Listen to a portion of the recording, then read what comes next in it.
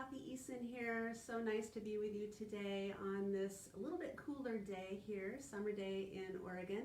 It's been super hot where I live. I hope you're all having a great summer and really taking advantage of the bounty of the foods in the farmers markets. It's just been like a candy store really, but our kind of candy, right? The whole food candy, fresh vegetables and some berries in season, and I've just been super enjoying all the bounty that we have. I'm so grateful for it. So my expression of gratitude today is to all of you, and especially to our farmers who are feeding us all these beautiful foods this year.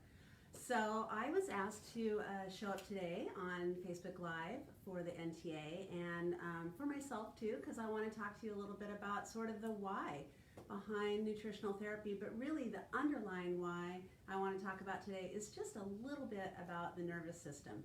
We could talk about the nervous system for hours and hours. In fact, I'm going to have some continuing education classes coming up pretty soon about that. But today we're just going to talk about it in relationship to nutritional therapy. So a couple things. Speaking louder. Okay, I can do that. Lisette, I'll try to move myself closer. Thank you, and hi Nancy, and hello to my brother Don, and I see Rachel Howard. She's one of my group leaders, and so nice to see everybody here.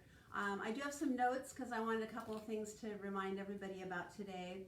NTA is in a current enrollment cycle for the September venues. So we have both Nutritional Therapy Consultant, our 100% online consultant training program, available this September, and we also have 12 venues of nutritional therapy practitioner trainings starting in September. Classes are filling quickly. I just checked registration today, and as typical, about a month before class, we're getting close. We're getting close to filling our venues, and so I would hate for you to miss out. A lot of you watching today might already be a nutritional therapy consultant or practitioner, but you know somebody who would really be a great fit for this work. Or maybe you're just somebody, a family, a friend who was brought here today. We want you to have this information. So enrollment is open now through September 6th for our September enrollment cycle. Classes begin on or around the 15th of September. And like I said, they are filling quickly. So I encourage you, please, please, please go to nutritionaltherapy.com. Download a registration packet. You can set up an appointment with an admissions advisor right there. We have tons of people on the phones and online ready to talk to you about the benefits of the program, what program might be the best fit for you. If you are interested in studying with me, my plan is to be back in Austin, Texas this year, where I have taught for the last 11 years, I think now. So love it. I'm even wearing my little Texas earrings today. So hopefully, if not Austin, one of our any of our other NTP venues, or like I said, our NTC venue. I just adore all my fellow instructors. You will not be disappointed about any of the venues that you choose to go to. If you are also a nutritional therapy consultant or practitioner, or maybe you're some kind of other healthcare provider, I'd also like to encourage you to consider the NTA's Career Development course. This is a business-based course that is available to practitioners. We do invite people from outside the NTA to take it because we want practitioners in the holistic health realm to thrive. We want them to really take their tools and their skills and take it to the next level. So the next enrollment cycle for that will be October, and registration is open now, and I believe registration is open until about October 1st. And so I'd like to encourage everybody watching today, if you are already an NTP or an NTC and you haven't taken that important step towards the tools that you could use to build your business and really be an effective provider of nutritional therapy, please, please, please consider that. And then I'm also really excited. It seems like it's hard to hear, so I'm going to sit a little closer here. But I'm also really excited to announce something that I have going on, which is I'm about to open a clinical internship program in September. You can find the details through Central Oregon Community College. I'll be hosting a 6-week course, 5 weeks of it online, and culminating in a 4-day clinical skills internship weekend. This program is just for NTPs at this time, because we will be using the functional clinical assessment tools of an NTP, as well as a few clinical pearls and additional tips and trips from yours truly. So I would encourage you to go to Central Oregon Community College, find the clinical internship information under the community education program. Registration is open now through COCC, and you will be able to register all the way up until class fills. There will be a limited number of people because I want you to have a quality experience, and I do have a couple other qualified graduates of the program who are going to be my helpers. You can also reach out to me privately about that, and you can find me right now. My webpage is still just a landing page. It's close. It's so close to getting more updated. But right now you can go and you can sign up there to be added to my email list. I promise not to bombard you with things, but you're welcome to email me at opendoorhealing.co, and .co is for community. That's what I'm trying to build through Open Door Healing. And so you're welcome to reach out to me, Cathy, at opendoorhealing.co, and I can give you more information about the clinical internship that I'll be offering this fall. So those are my reminders. If not you, get one of your friends, family members to sign up quickly for the NTA courses, either NTC or NTP. They are filling quickly, and we want you in. If you are somebody who is a graduate of the program, remember we have an awards referral program. So if one of your friends, family members signs up for the program and takes the training, you get a cash finder's fee. So what's wrong with that? It's our best marketing, is word of mouth, and we want the cool people in class, right? We want the people who are there to do the work and really learn about how whole food nutrition serves the body. So we'd like you to take advantage of that referral network and reach out to your friends and family, see if there's somebody who's a good fit for our program. And if not now, in the September program, we will have our next enrollment cycle opening up very soon. That will be for the February 2020 classes. Can you even believe we have to say 2020? When did that happen?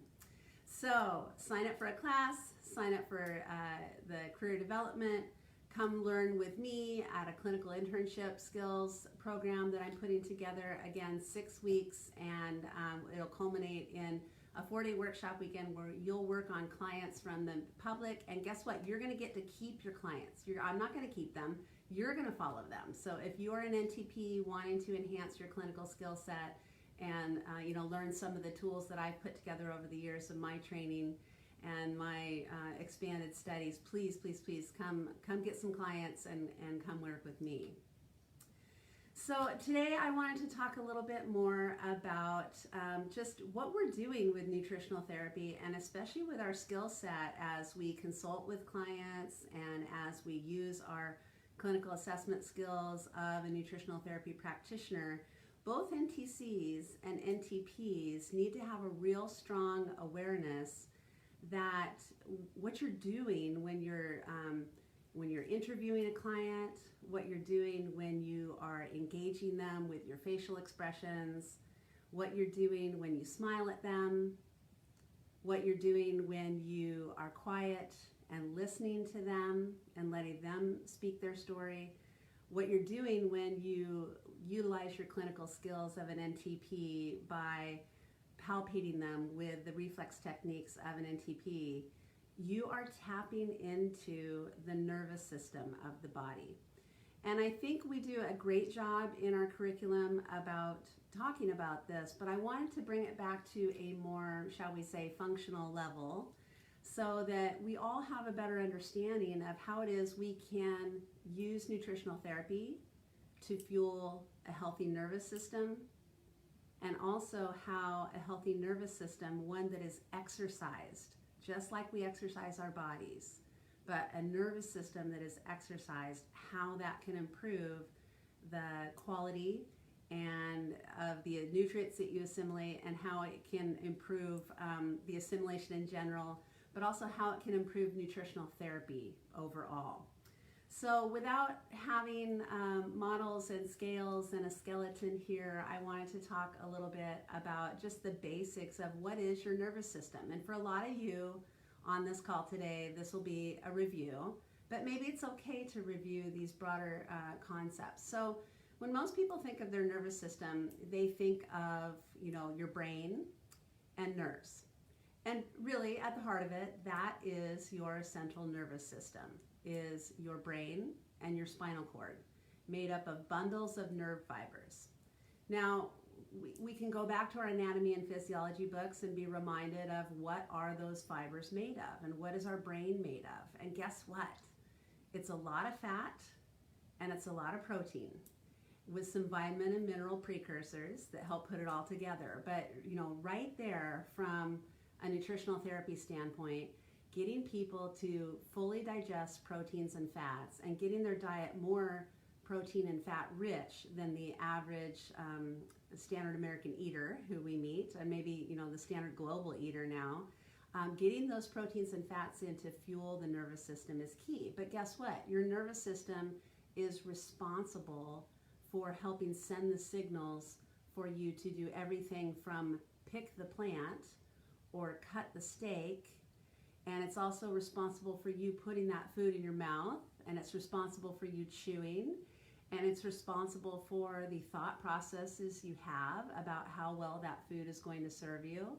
And it's responsible, of course, for the digestive secretions that are going to have to occur for you to really assimilate all those nutrients in that beautiful whole food that you're eating. So your nervous system really can't be ignored in this.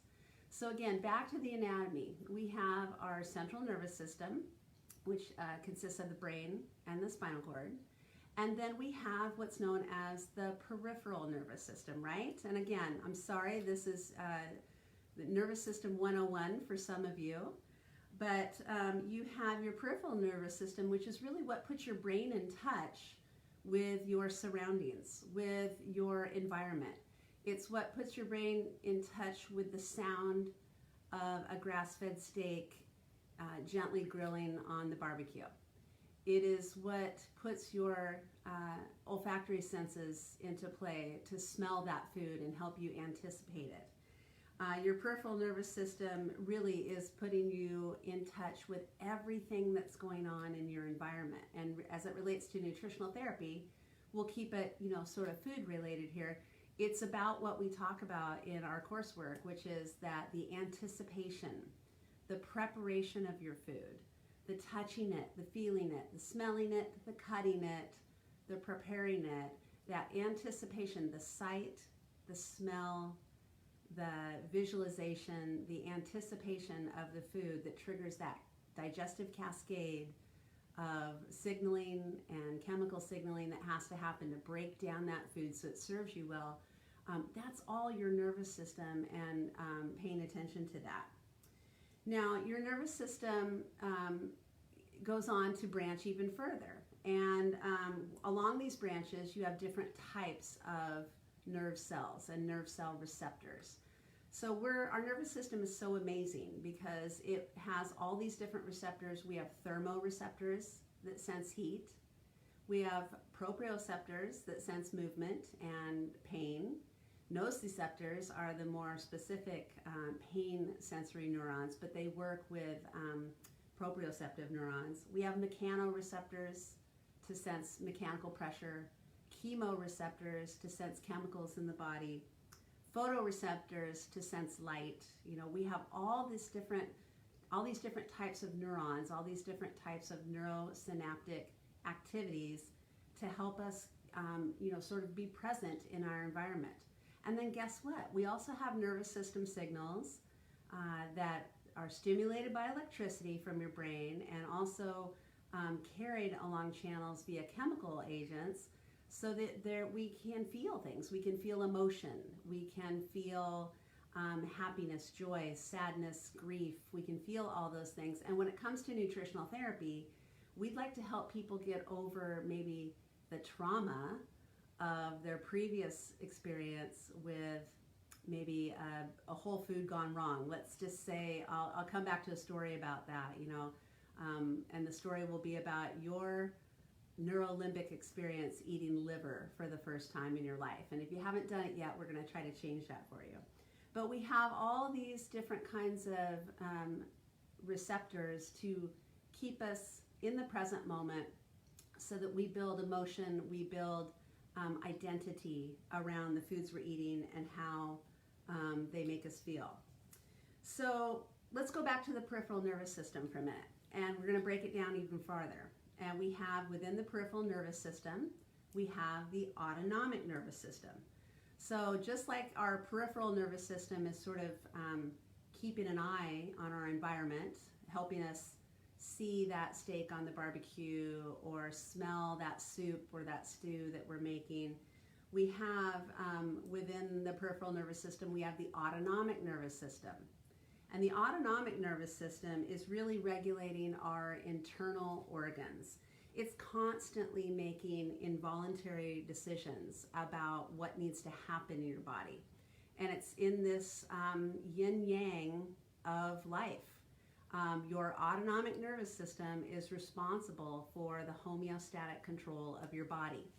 And within that autonomic nervous system, there are two branches that do that: the sympathetic branch and the parasympathetic branch. And they really work like a seesaw. And as many of you who have taken the training know, we rely on the ingestion of nutrients and the digestion of nutrients and the assimilation of nutrients to fuel all the functions in our body. But we also have this nervous system activity that lets us know that we need some homeostatic control. And so as you've learned in the course, if you've taken the NTA training or if you're going to take the NTA training, what you're going to learn is that so many people in this world are walking around in that stressed out state. And we call that, from an autonomic nervous system perspective, we call that sympathetic stress. Or somebody is stuck in sympathetic dominance. Now, let's go back to the anatomy and physiology of the of the autonomic nervous system. And again, I wish I had a chart or a cool skeleton to show you, but we can really break it down pretty simply. The sympathetic nervous system refers to the nerves that branch off the spinal cord at the thoracolumbar region. So think of it as just, sort of the core of your trunk, the core of your body. And anatomically, it's different than the peripheral nervous system in the way that it sends signals. So how it does is the both sides of this branch need two neurons to send a signal down the pathway. And in the sympathetic system, which is really close to the spine, the first signal is very short. The first axon, nerve axon, doesn't travel very far away from the center of the spine. And think about it. This is our fight or flight system, right? So we need those first signals to be really quick and automatic to help us flee a scary situation, to help us pull our hand back from a hot stove, to help us, run to catch the bus. We need those actions to happen really quickly. So the first signaling is really close to the origination of the signal. And then the secondary signal is going to travel along a nerve axon that travels a little bit farther out into the corresponding musculature. So let's say that, my thermoreceptor senses the heat. A signal is sent through my sympathetic nervous system to retract my muscles. That's because a long axon has gone down to the musculature of my hand and my arm to pull it away, okay? So a little bit of the basics about that. And the terminology sympathetic really relates to working all together. That's the sort of the Latin root of it, is in sympathy, in harmony, working together. Now the parasympathetic nervous system, which is going to have that, let's just call for simplicity, let's call the sympathetic nervous system the yang of the equal and opposite opposing forces. So important to keeping our homeostatic control. So if the sympathetic is the yang, think of that as the fire, that is the fight or the flight as we well know it. Then the parasympathetic is we call it the rest and digest. It's also known as the feed and breed part of your nervous system, because you need the parasympathetic system to turn on all the signaling to allow you to digest your food, to use your reproductive system, and it does many other things in the body as well too. The difference anatomically is that these nerves come from more of the cranial, sacral area. So whereas the sympathetic nerve branches start in the thoracolumbar region, the parasympathetic branches are at the cranial sacral therapy, cranial sacral regions of the spine. I think I said cranial sacral therapy because it's such an important therapy, and it's a great adjunct to what we do as nutritional therapists, to get people to sort of tap into that rest and digest, feed and breed part of their nervous system, to tip the homeostatic scale a little bit more predominantly toward the parasympathetic blend. So hopefully some of you out there have experienced craniosacral therapy for yourselves, and if you haven't, please go check it out. Beautiful adjunct to the diet, the healthy diet that you're eating. So the reason that the parasympathetic branch is called that is simply because the nerves originate around or a para to the sympathetic ones coming out of the thoracolumbar area. There are 12 cranial nerves that are part of the parasympathetic branch, but the one we focus on primarily in nutritional therapy is the activity of the vagus nerve. And keep in mind that this is a paired nerve. All of these nerves branch off the central nervous system, and they happen in pairs down the body. We can't follow those nerve pathways 100%. We can't say that a nerve signal that originates in the right side of maybe my 10th cranial nerve, the vagus nerve, we can't say that that's going to impact something on the left side of the body. We can't say it that way. Nerve signals branch and they branch again. But what we can say is that it's important for our autonomic nervous system to be able to do this gentle seesaw back and forth. And I think a lot of people get confused when they picture their client, their nutritional therapy client, or themselves as being stuck in this sympathetic dominance. It suggests that the scale is always super unlevel, super seesaw to one direction, when really you would not function homeostatically. You wouldn't function very well on a daily basis without this constant motion between the activity of the sympathetic branch and the parasympathetic branch. It is constant. At any one moment in time, and several moments just passed when I said that. Right now, I have a lot of sympathetic activity going on while I am talking to you. I am using, my voice. I'm projecting. I'm using voluntary motions, things like that. But I also have some parasympathetic activity going on at the same time to keep my heart from racing out of my body, because I'm a little bit, enhanced here, a little bit excited to talk to you. So my heart rate might be up a little bit, but the parasympathetic activity is keeping it from getting out of control. So we're going to constantly be making our parasympathetic system and our autonomic system in general is going to constantly be making decisions to keep us in balance so that we stay in homeostatic control. Now, let's talk a little bit about how these systems work. So back to the sympathetic. A lot of you will think of the sympathetic as fight or flight, and you'll think of that as being related to your adrenal function. And you'd be correct in saying that. When there is an electrical signal, either from body back to brain or brain to body, in order for a nerve signal to pass across the synapse, there's a chemical agent. And in the sympathetic division, we rely a lot on the hormones, but in this instance, they're really working as neurotransmitters of epinephrine and norepinephrine, or we might call them adrenaline and noradrenaline. We are also using acetylcholine in these nerve synapses in the sympathetic phase, but the sympathetic phase of your nervous system is known to be more androgen. I can't ever say the word. I have to read it to say it right.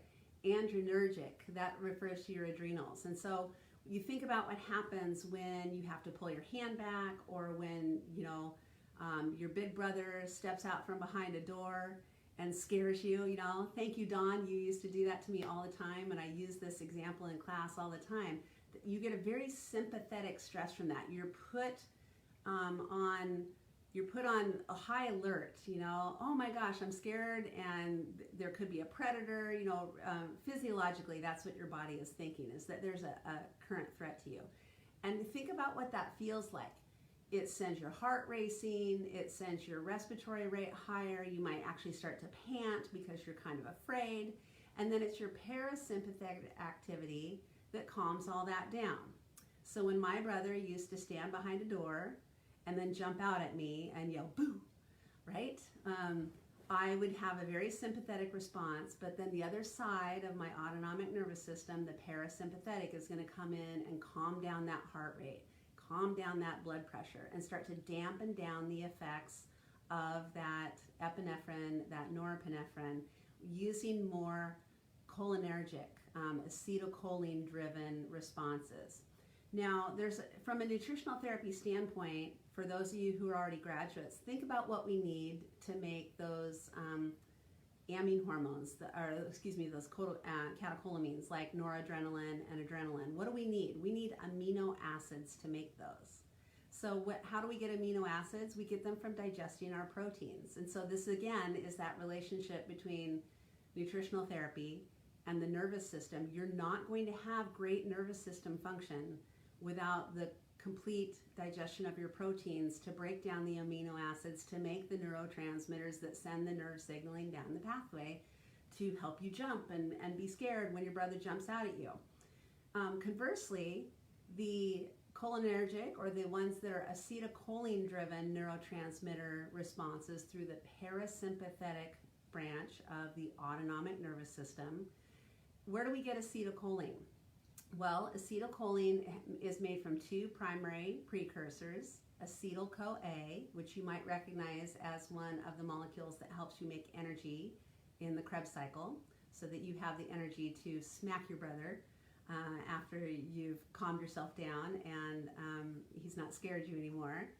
And you need, to make acetylcholine, acetyl-CoA, you need a few primary nutrients. You need especially vitamin B5, pantothenoic acid. And so again, getting this back to the whole food diet and getting people back to eating those really B vitamin rich foods, especially those organ meats that I'm going to talk about in just a second. Back to that liver story. And you also need choline. And choline is a vitamin-like nutrient. You might know it from studying about egg yolks. Egg yolks are very rich in lecithin, and choline is a precursor agent to lecithin. And we need these two primary nutrients, and guess what else we need? We need glucose. And so we need glucose to put these molecules together to make acetylcholine, to provide the parasympathetic nervous system synapse to travel down the pathway to calm us down after a fight or flight response, but also just to help the rest of the parasympathetic nervous system do its job. Things that the parasympathetic nervous system does are things like helping us constrict our pupils. So when we walk into a bright light, it sort of constricts the pupils so that we don't get blinded by the sun, and we can sort of tap back into making sense of our environment and where we're coming from. The other thing that the parasympathetic branch does is helps constrict the bronchiole in your lungs. And so if we had to run to catch the bus, we'd be in that sympathetic response and the bronchioles dilate so we can get more oxygen. Now, when I'm just seated, I'm not running, I'm not having to move that fast, I don't need as much oxygen, the parasympathetic branch of the nervous system constricts those bronchi to sort of turn down the energy required to help me breathe on a regular, unconscious basis. The parasympathetic branch also slows your heart rate, so keeps us in that regular heart rate. And here's where we start to see the disruption in the autonomic nervous system, is we're starting to see clinically, we have more clients coming to us diagnosed with heart arrhythmias and heart palpitations and things like that. And this is what we might consider from a neurological standpoint to be an autonomic conflict. We have both competing sympathetic and parasympathetic activity happening to that heart tissue, possibly at the same time, or at least close enough to each other that it's putting the heart into an irregular rhythm. And so how we do that is we, again, come back to the nervous system and how are we going to make that seesaw do its balancing act a little bit more gently. And we might do that with nutrition, and especially with those nutrients that help us make those chemical synaptic agents like adrenaline, noradrenaline, acetylcholine, and also the precursor nutrients to making those. Our parasympathetic system is so important to our digestive process, and those of you who have taken the NTA training, you understand this. We say digestion is a parasympathetic process. It requires a parasympathetic state.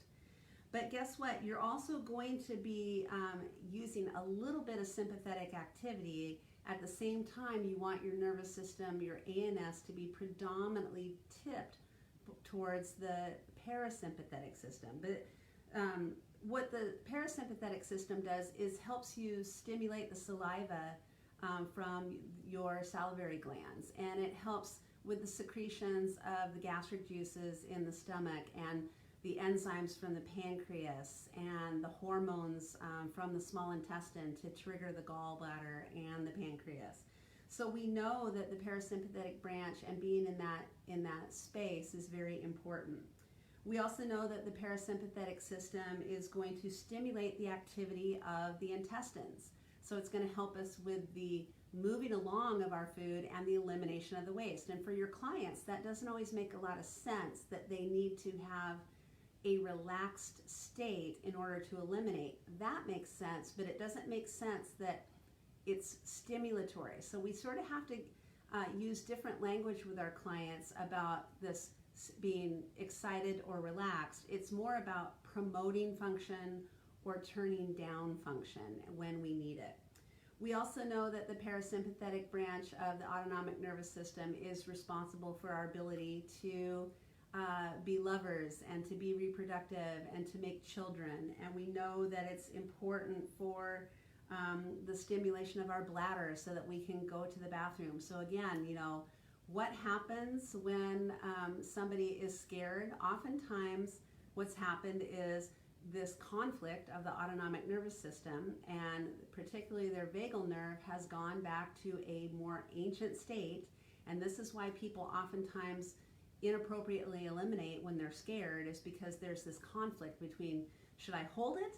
Should I release it?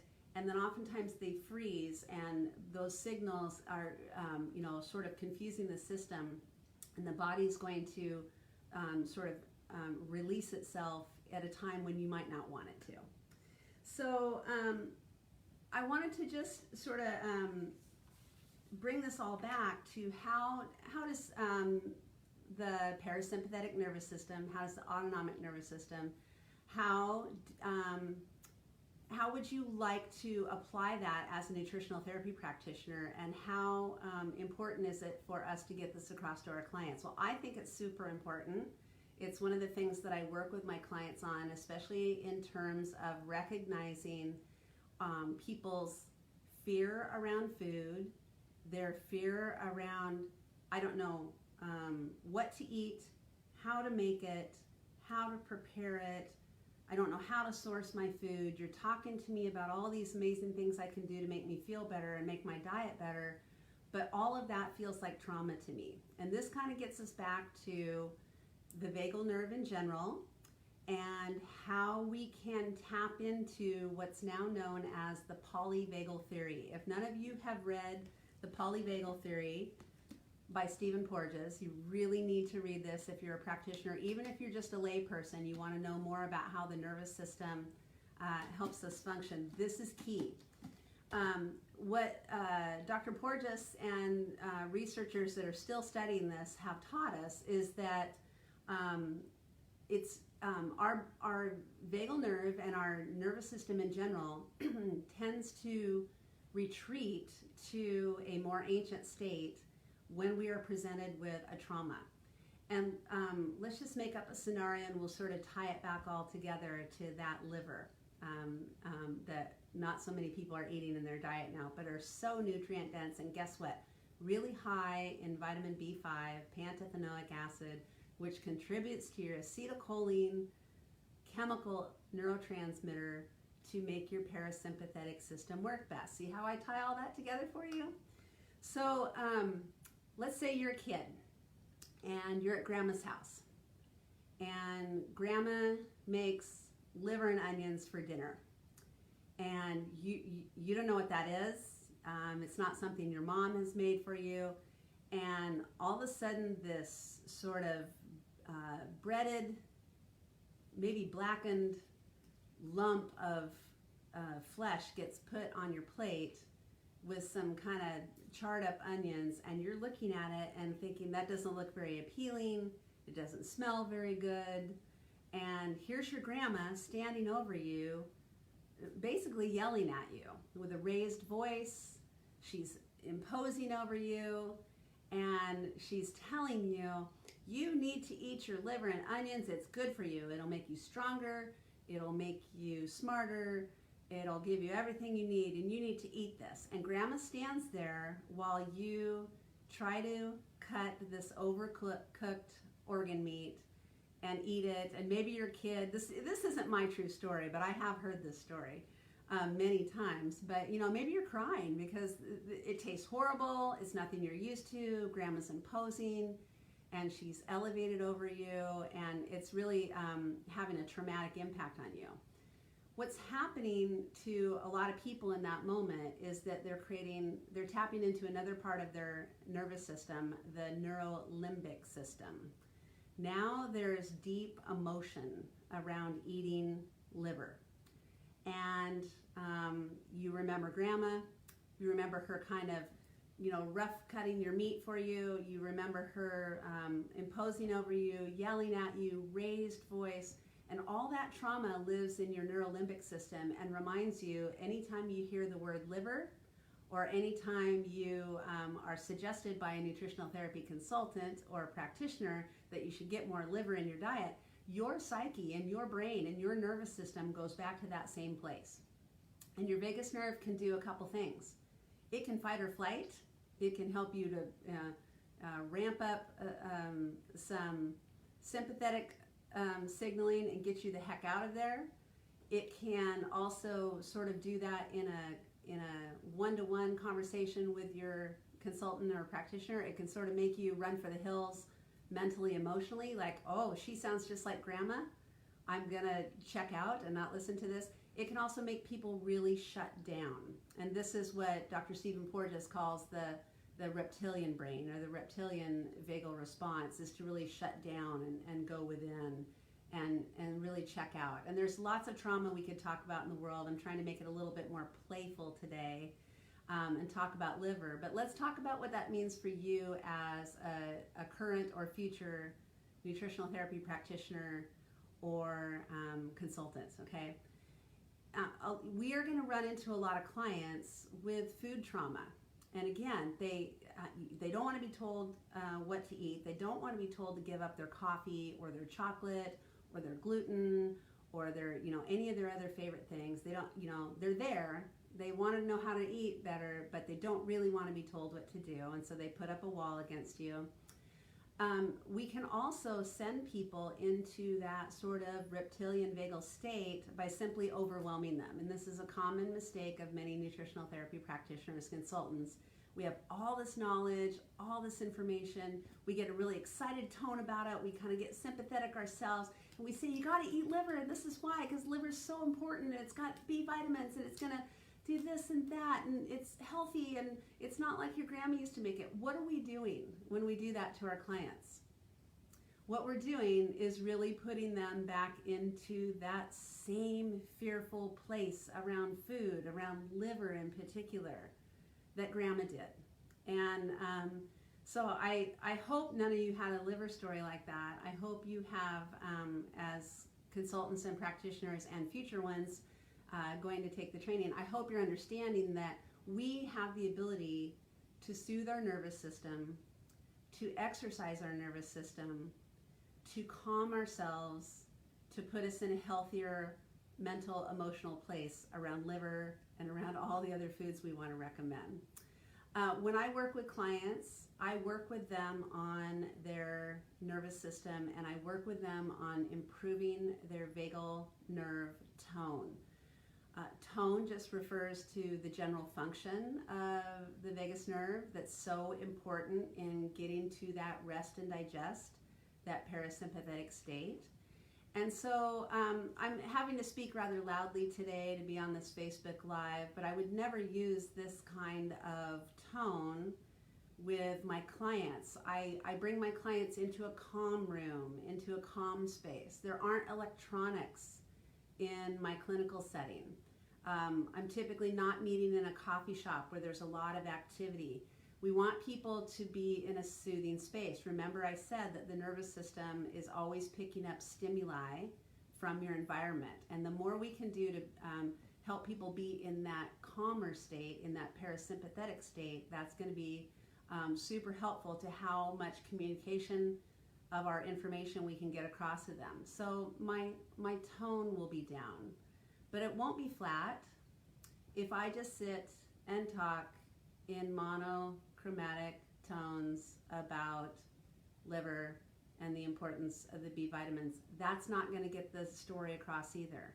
And one thing we know about our mammalian brain and the mammalian piece of our nervous system, and especially about vagal tone and getting into that parasympathetic state, is that it is easier done when we are tapping into our social connectivity. Those of you who know me know I am all about creating community. I'm all about creating connection. I'm a very touch-oriented person, right? And there's a way we can do that as practitioners of nutritional therapy, as consultants of nutritional therapy, through our own actions and our own exercising of our nervous system. So I can have my clients sit with me, and the first thing we do is some nice diaphragmatic breathing. Those of you who are yogis, you might implement some alternate nostril breathing.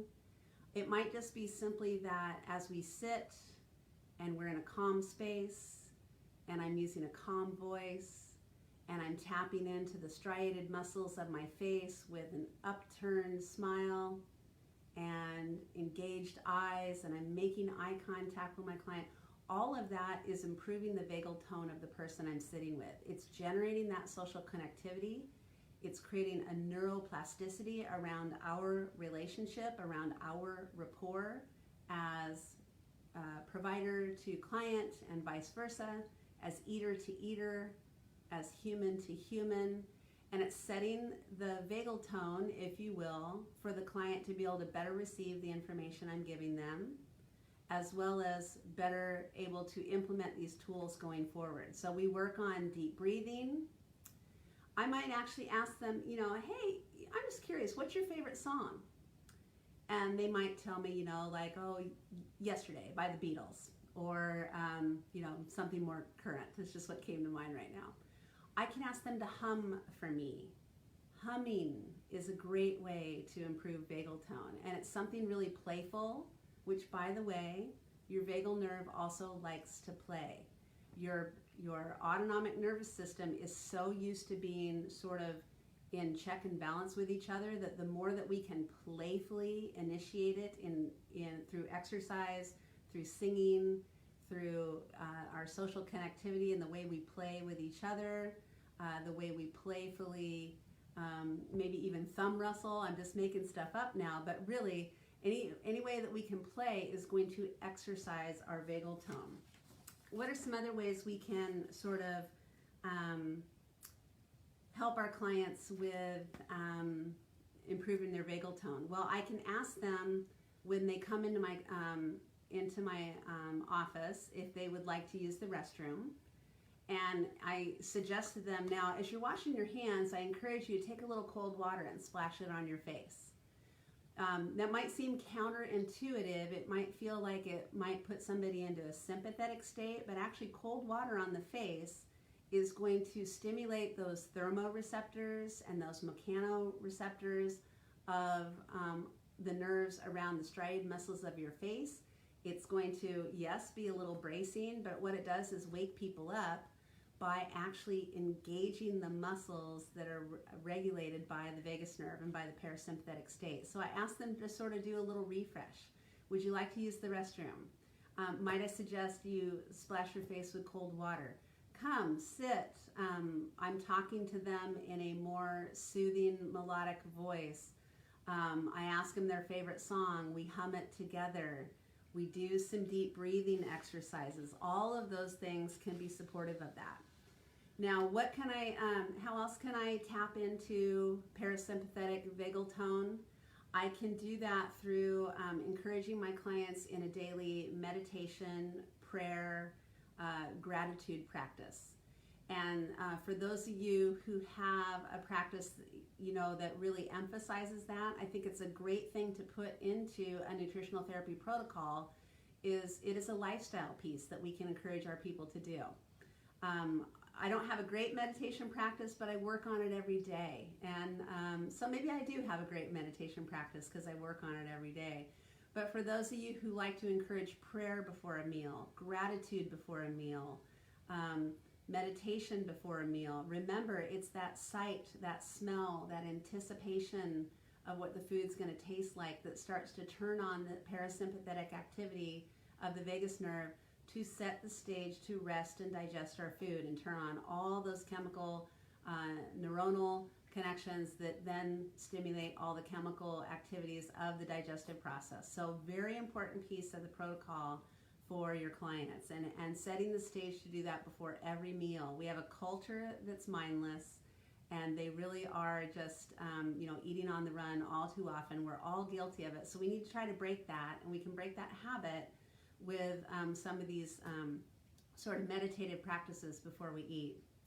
Now, interestingly, too, you can also find lots of research now showing that our focus with nutritional therapy, one of our big focuses right now, is the gut-brain connection, right? We all know about it, and those of you who are going to take the training program, you're going to know it too.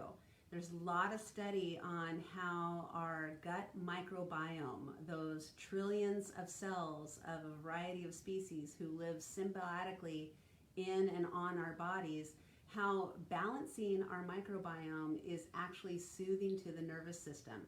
And it has a lot to do with the byproducts of those particular species that live within and on us, and some of the vitamins that they provide us, which then stimulate the acetylcholinogenic nerve pathways of the parasympathetic process. And so I would encourage you to look at the work of Dr. Jason I can't say his name, Hrolick. He's got some great information about soothing parasympathetic tone with a balance of the microbiome. So from a nutritional therapy standpoint, we're going to work on getting those healthy probiotic foods into the diet. And we're going to work on sort of, from a practitioner consultant standpoint, we're going to work on ways to teach our clients how to eat that balance that microbiome, coupled with the breathing, coupled with the tone of our voice, coupled with the engagement of our social connectivity. I encourage people who are single to still go out and take their food where they can eat in community, because it's a lot easier to be socially connected, even just with eye contact. It will set the stage for improved digestion, even if you're dining alone, if you're out and about in community. Now, that's not always possible, but I think it's completely appropriate to dine at your table by yourself and still consider yourself among community. So you might have a picture of somebody that you care about, or you call that person after your meal to describe how great your meal was, even though you ate it alone. So we can do all these kinds of things. And another thing I like to do, just from a more, I'm a body worker as well too. I don't know if a lot of you know that, but I'm a licensed massage therapist, and my degrees in exercise science and physiology, and I know a lot about motion and movement and how it helps the body. and how it helps your nervous system. So your nervous system is bathed in fluids, and in order for those fluids, especially around the neurolymphatic reflex points that an NTP uses, we need to keep those fluids moving. So motion every day is important, whether that's walking, swimming, cycling, CrossFit, yoga, all the different types of motion, but some kind of daily motion is important. But another thing I think is really important, and now this is more from the provider standpoint, is our clients and their posture. A lot of you who know me as your instructor, you know that I'm big on body mechanics. I'm sort of a posture police in the classroom. And I'm even watching my own posture right now. It's not really appropriate for my nervous system. I want my nervous system to have the full expression by having as much space and fluidity around the connection. So I work with clients on their posture a lot. And what do we see in posture in our communities?